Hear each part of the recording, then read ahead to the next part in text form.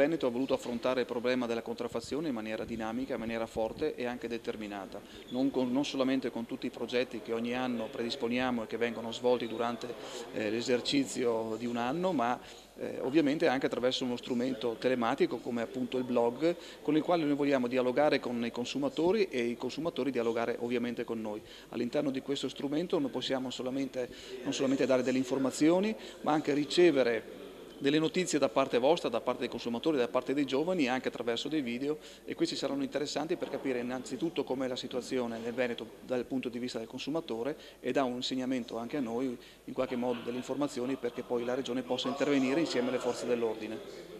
In Veneto ci sono stati nel triennio 2008-2010 2.745 sequestri e beni contraffatti per 3 milioni. Quindi cosa significa questo? Significa che il Veneto sicuramente è oggetto di attenzione da parte di chi vuole copiare, di chi vuole manipolare la produzione, di chi vuole manipolare i beni, di chi vuole manipolare anche i prodotti agroalimentari.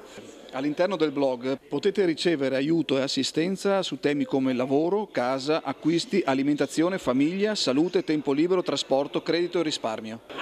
Quindi vi invito a visitare il sito www.venetoconsumatori.it perché così possiamo dialogare con grande efficacia. Buona navigazione!